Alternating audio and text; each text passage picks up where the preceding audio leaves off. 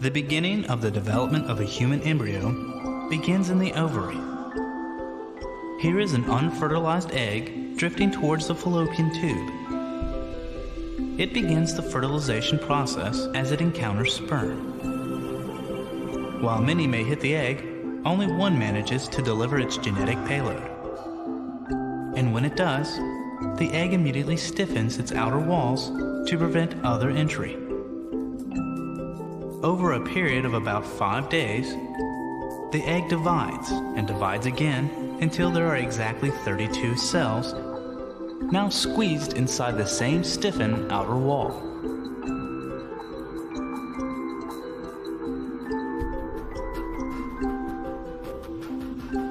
Inside the blastocyst, we find the group of cells that will actually develop into a human being.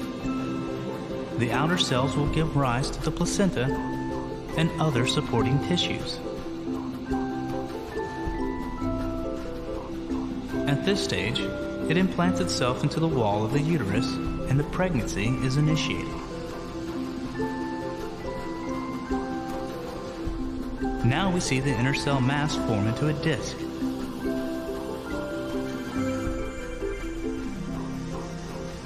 And at 14 days, we can see the primitive streak form, which establishes the line of bilateral symmetry. Then the cells in the disc migrate as development continues. As the cells on one side of the disc grow faster than those on the other side, the whole disc rolls into nested tubes that will become the gut canal and other tissues.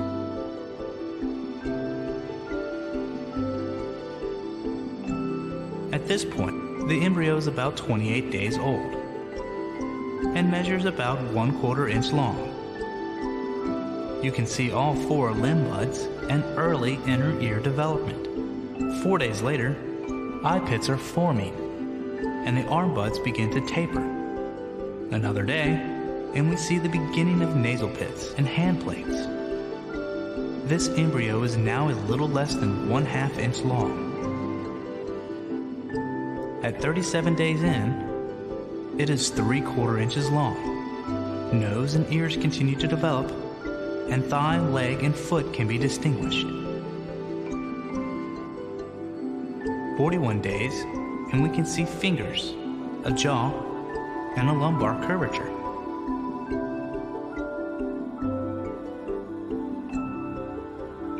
Three more days, and we have elbows and the beginning of eyelids.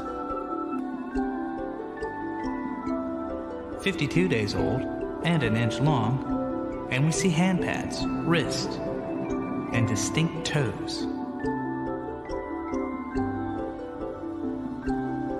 2 more days, and we see external ears, and opposite hands can now touch. At 8 weeks, the embryo is still only 1¼ inch long. But the detail is amazing.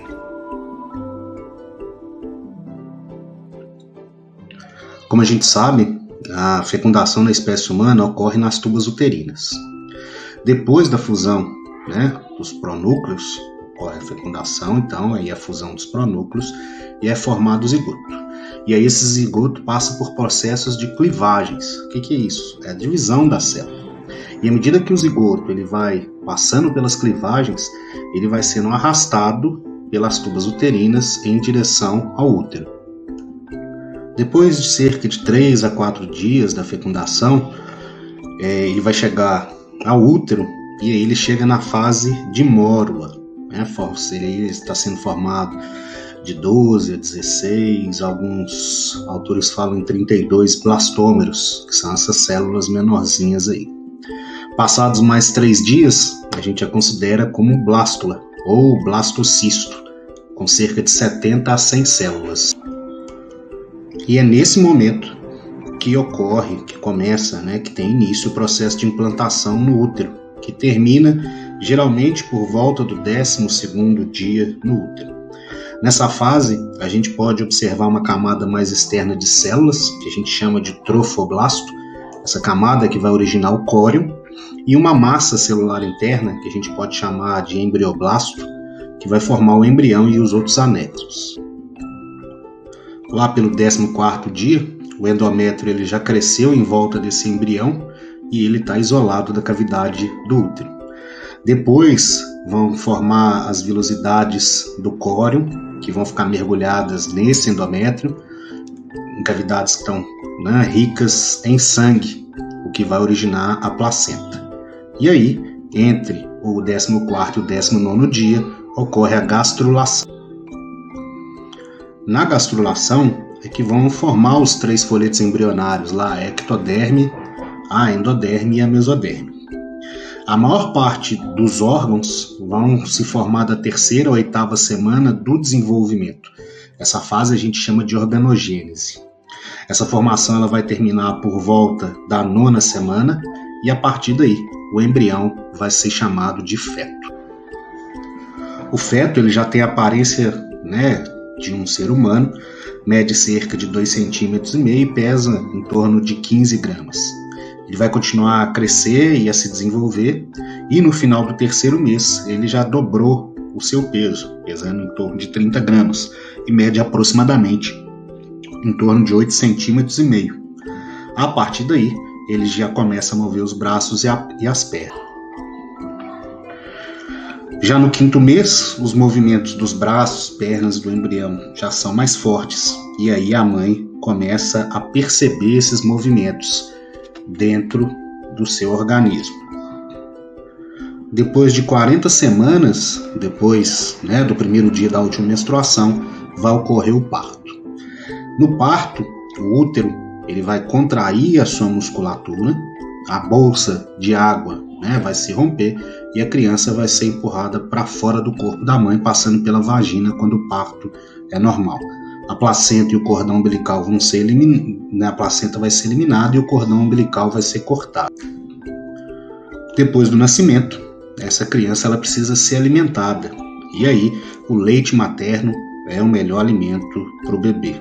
É bem mais adequado do que as fórmulas que a gente compra em farmácias, supermercados. E esse leite materno ele vai apresentar diversas vantagens, tanto para a criança quanto para a mãe. No caso para a criança, esse leite materno tem uma digestão mais fácil, ele tem menos probabilidade de causar reações alérgicas e prisão de ventre, ele tem anticorpos que vão proteger as crianças contra as doenças contagiosas, Além do que, quando a gente usa o preparo, as fórmulas, há maior risco de contaminação por germes ou na manipulação ou até mesmo na própria água. Para a mãe, a amamentação também traz benefícios. Então, a mãe tem um contato maior com o filho, diminui o risco de câncer de mama, acelera a volta do útero ao tamanho normal e evita hemorragias depois do parto. Mas nem sempre é possível a mulher amamentar. Às vezes a mãe ela precisa tomar medicamentos e isso pode passar para o leite e prejudicar a criança. As mães portadoras do vírus da AIDS também devem evitar a amamentação, Mas a Organização Mundial de Saúde recomenda que a criança, quando possível, seja alimentada exclusivamente com leite materno até 6 meses de idade. E a partir daí, desses 6 meses, é que outros alimentos podem ser oferecidos para essa criança. Um fenômeno que chama bastante atenção é a formação dos gêmeos. A gente tem 2 tipos de gêmeos. A gente tem os gêmeos monozigóticos, que também são chamados de univitelinos, idênticos ou verdadeiros. Nesse caso, os bebês eles são formados de um único óvulo fecundado por um único espermatozoide. Mas em vez de originar um embrião só, o zigoto vai originar 2 ou mais. A formação dos gêmeos univitelinos ela acontece porque as células que são formadas na fase inicial do desenvolvimento elas vão se separar em 2 ou mais grupos independentes e cada grupo vai originar um embrião completo. Esses gêmeos vão ser geneticamente iguais entre si, então, portanto, vão ser do mesmo sexo. Se essa separação ocorre cedo, vão se formar gêmeos com 2 âmenos, 2 córeos e 2 placentas. Se a implantação no útero for próximo, o córeo e a placenta vão se fundir. Essa situação vai ocorrer em cerca de 1/3 dos casos da formação de gêmeos. Em cerca de 2/3, a separação vai ocorrer depois, vão formar duas massas celulares internas que vão compartilhar o mesmo trofoblasto. Nesse caso, os gêmeos vão compartilhar o mesmo córeo e a mesma placenta, mas cada um vai estar em uma cavidade amniótica. Em casos mais raros, cerca de 1% dos casos, a separação ocorre tardiamente e vão originar embriões que vão compartilhar o mesmo córeo, o mesmo âmnio e a mesma placenta. Nesse caso, os embriões dificilmente sobrevivem, ou, se a separação não for completa, podem surgir os gêmeos verdadeiros que são presos por uma parte comum do corpo e compartilham órgão. Aí nós temos os gêmeos conjugados, também chamados irmãos siameses ou chifópagos. Em certos casos, dependendo dos órgãos que esses gêmeos têm em comum, é possível separá-los cirurgicamente.